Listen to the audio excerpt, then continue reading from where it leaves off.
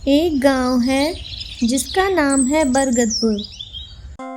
दिन के उजाले में यह गांव बिल्कुल आम लगता है।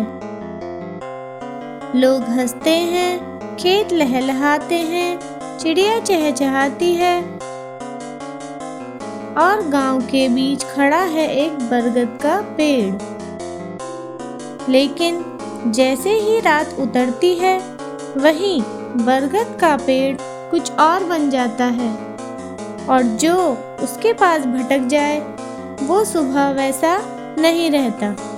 एक बार गांव के सरपंच लच्छम सिंह को गांव में आते आते अंधेरा हो गया। सरपंच जी गांव की कहानियों पर विश्वास नहीं करते थे, लेकिन उस रात जब वो शहर से आ रहे होते हैं तो उन्हें एक आवाज सुनाई देती है। अरे कोई है क्या वहाँ? कौन है वहाँ?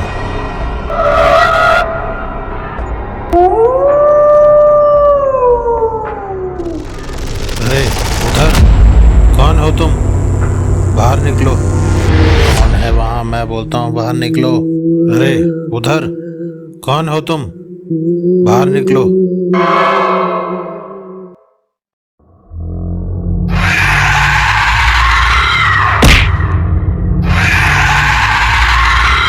जरूर कुछ न कुछ तो है वहाँ। देखा तुमने? लोग सच ही बोलते हैं।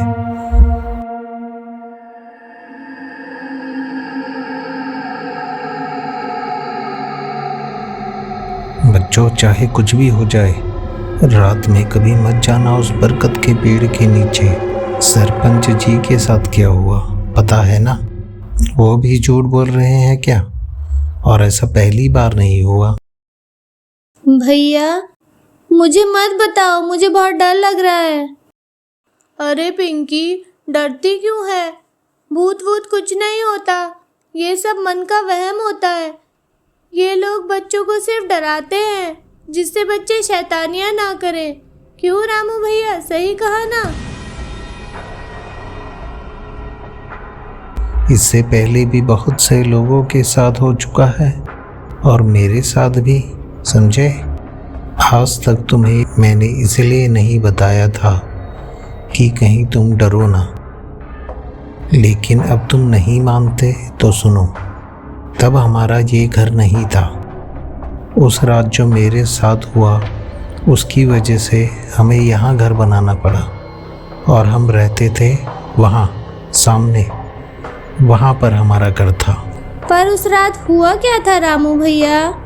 वादा करते हैं हम वहाँ कभी नहीं जाएंगे।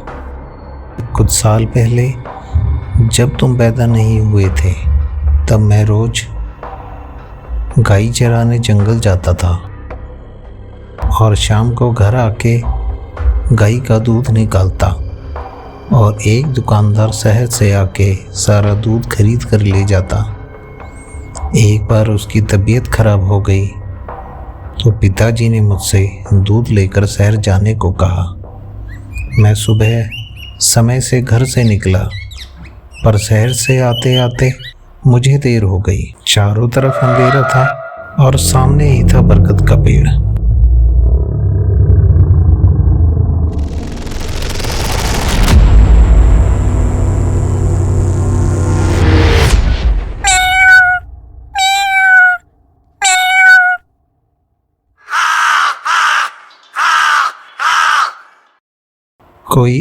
कोई है क्या वहाँ भाई?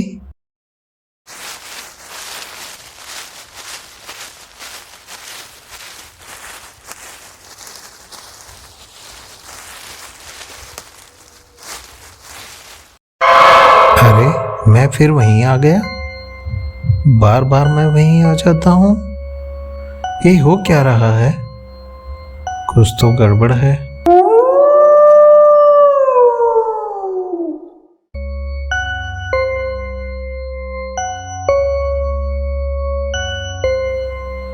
लोग सही बोलते हैं बरगद के बारे में।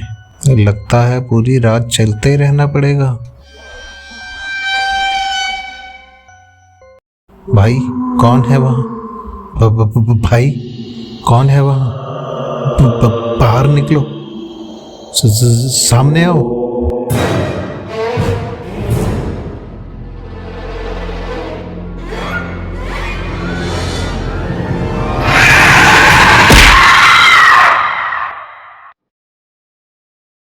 और फिर अगली सुबह लोग मुझे बरगद के पेड़ के पास से उठा के लाए। पूरे 2 दिन बाद मुझे होश आया।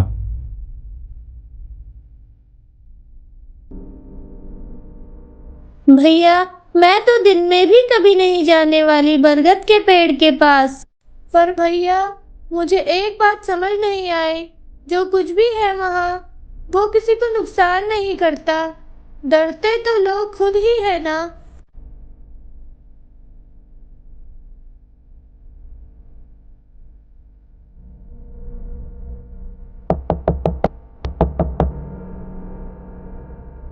तुमने इतनी देर क्यों करी? मैं कब से इंतजार कर रहा था। माँ और पिताजी अब तक जागे हुए थे, इसलिए देर हो गई। चलो पिंकी, सुबह होने से पहले वापस भी आना है हमें।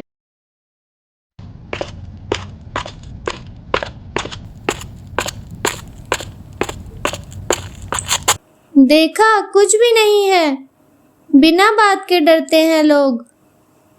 मैं तो हमेशा से तुमसे कहता था, अगर कोई होता तो नुकसान तो करता किसी को। भैया, लगता है मैंने कुछ देखा वहाँ। मैंने भी कुछ जाता हुआ देखा अभी बगल से। मुझे बहुत डर लगने लगा है। आप तो कांप रहे हो। डरो मत भैया, चलते हैं।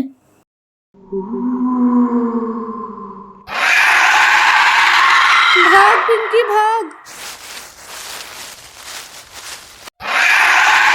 दूसरी तरफ भागो भैया। लोग सच बोलते थे। लगता है वो एक चुड़ैल थी। अब क्या करें, कहाँ जाए? यहीं पे रुकते हैं, वो चली गई। डरो मत भैया, हिम्मत रखो, शांत हो जाओ।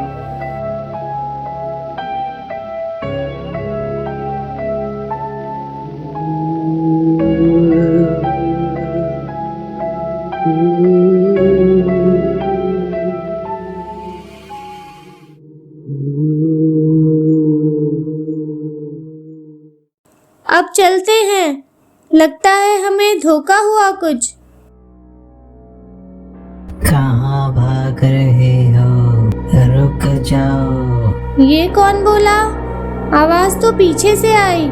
वहीं चले क्या? भागो भागो भागो, डरो भागो। अरे भागते क्यों नहीं हो? एक मौका और है, भाग जाओ, नहीं तो खा जाऊंगी दोनों को। अरे भागे तो तब जब आप भागने दो हमें। रास्ता रोक लेती हो बार बार। तो कहानी सुनाऊं क्या? कहानी सुनोगे मेरी? बहुत सालों पहले यहाँ हमारा बहुत बड़ा घर था, बरगद के पेड़ के पास। तो आपका घर किसी ने तोड़ दिया क्या? नहीं बच्चे, ये कहानी सुनाने के लिए मैं हजारों साल से भटक रही थी। आज मुझे तुम दोनों मिले जो मेरी कहानी सुनेंगे। आज तक जिसके पास भी मैं गई वो डर गया। अब तुम सुनोगे मेरी कहानी। मेरे पिता बहुत बड़े व्यापारी थे। बरगद के पास हमारा घर था। एक बार हमारा चौकीदार घर में घुसकर सबको मारने लगा। जो भी उसके सामने आता वो उसे मार देता।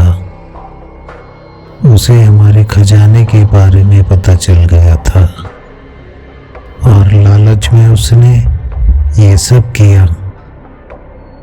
पर मेरे पिता ने खजाने को जमीन के नीचे गाड़ कर रखा हुआ था। चौकीदार को खजाना नहीं मिला और उसे खाली हाथ भागना पड़ा।